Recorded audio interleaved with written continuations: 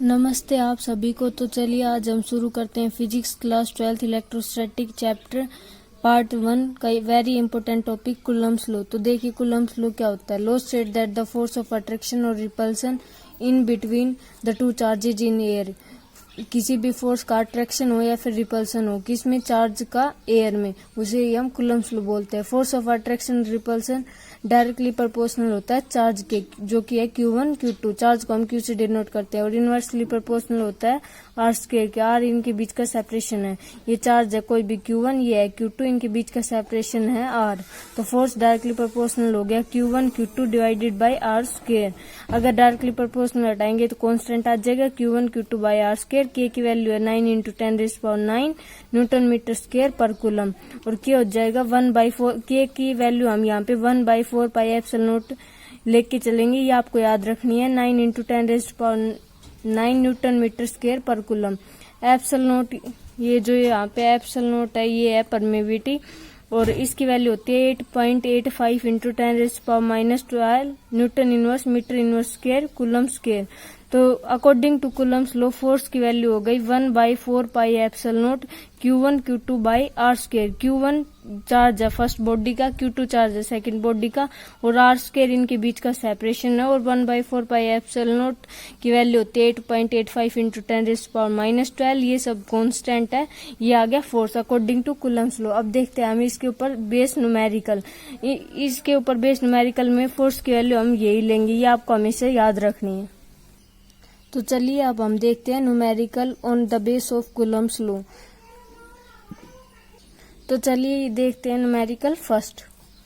Two bodies, दो body है A और बी, दो बॉडी है, कोई भी दो बॉडी है ए और B. Identical means same, same है। दो बॉडी है ए और बी जो आइडेंटिकल है मीन्स सेम है। विद क्यू चार्ज, दोनों बॉडी का चार्ज क्यू है।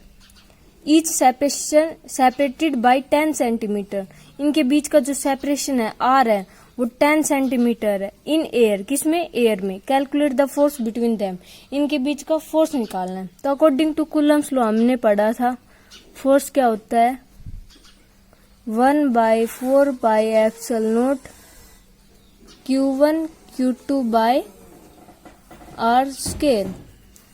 आइडेंटिकल बॉडी है, ये बॉडी मान लो ए है क्यू चार्ज की, ये बॉडी बी है, इसका चार्ज भी क्यू है। गिवन है, ये आइडेंटिकल क्यू चार्ज है, सेम चार्ज है मीन्स।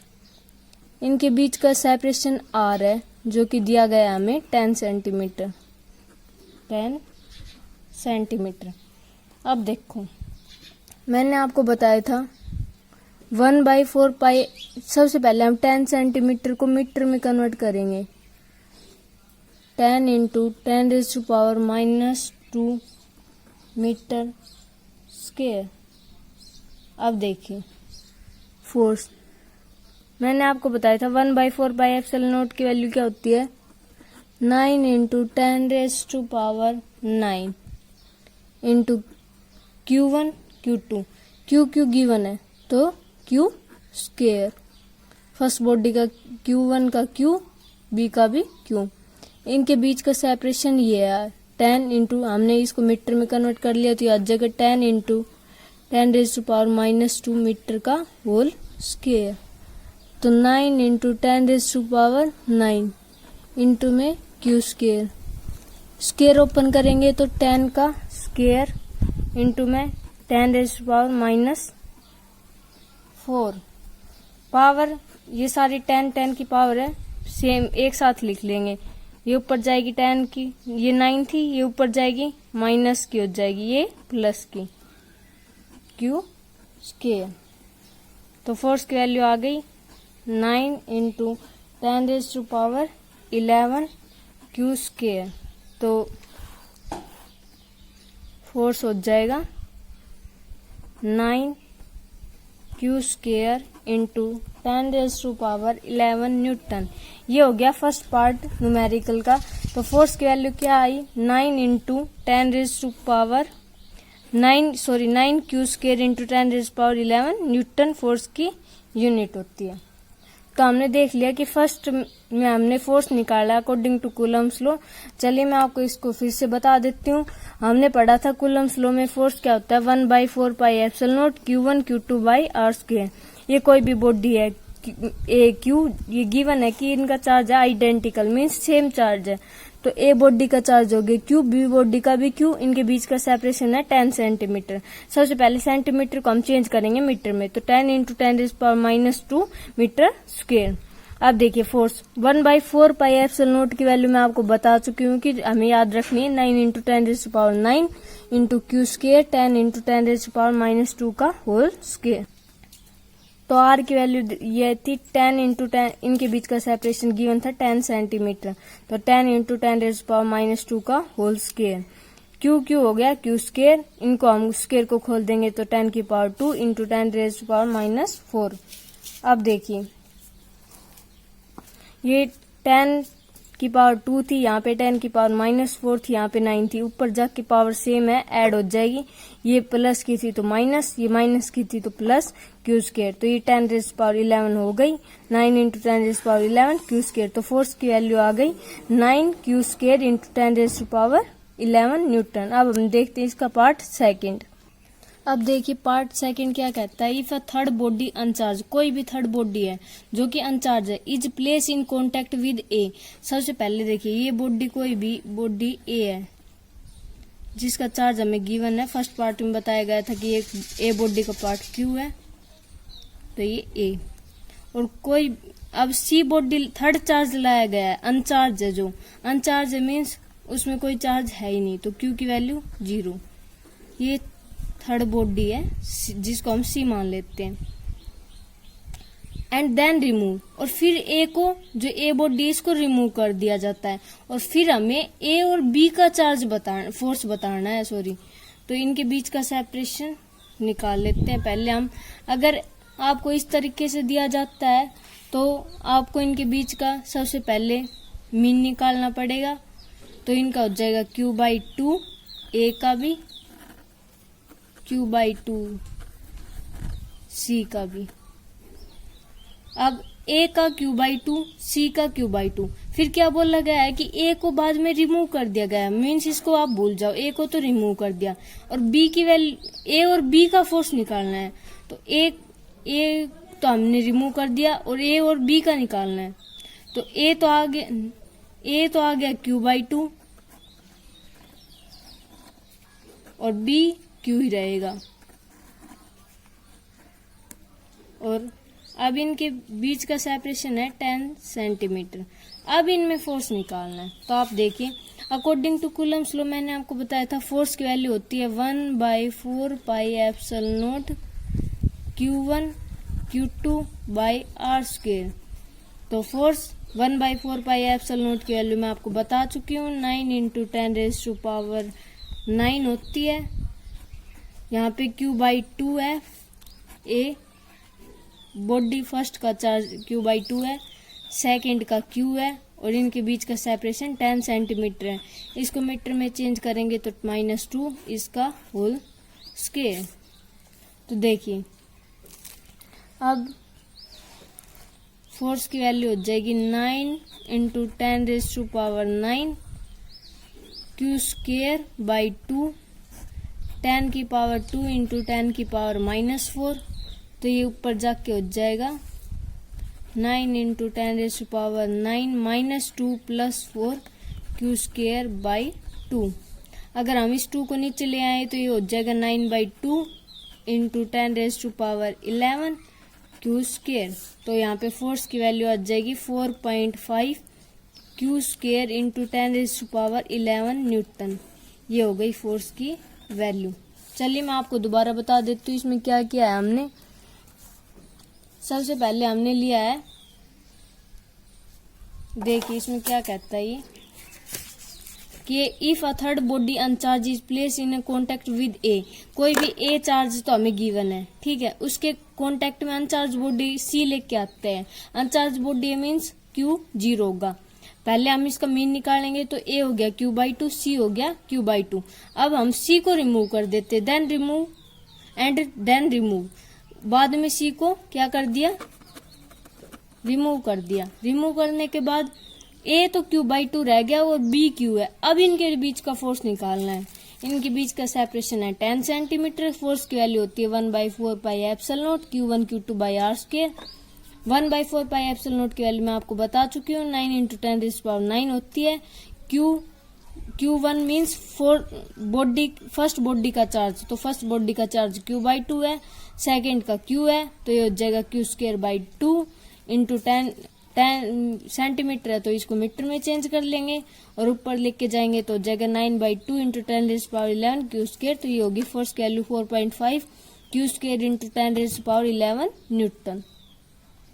नेक्स्ट देखिए type 2 numerical based on Coulomb's law. ये क्या कहता है, दो आइडेंटिकल चार्ज है, मीन्स सेम चार्ज है Q। ये हो गया A, दो आइडेंटिकल है Q, तो सेम चार्ज मीन्स Q। ये B, same charge means Q। At a place distance of R, इनके बीच का जो डिस्टेंस है वो है R इनके बीच का डिस्टेंस है। अब देखिए, a third charge Q is placed in between them, एक थर्ड चार्ज इनके बीच में रखा गया है स्मॉल q, ये इसको हम C पॉइंट मान लेते हैं। What should be the magnitude, sign and position. Magnitude क्या होगा, साइन क्या होगा, position of third charge, so that इसका हमें जो थर्ड चार्ज C है इसका हमें मैग्नीट्यूड निकालना है, साइन निकालना है, पोजीशन निकालनी है अगर सिस्टम इक्विलिब्रियम में। तो चलिए इसको हम देखते हैं कैसे करेंगे। अगर देखो ये पूरा A से B तक का डिस्टेंस आ रहा है, अगर हम A से C तक का देखें, इसको अगर हम x मान ले A से C तक को, तो ये C से B तक क्या हो जाएगा R माइनस x। तो अब देखिए for C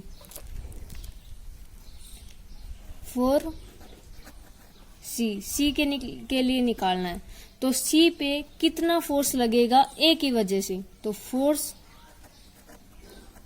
acting on C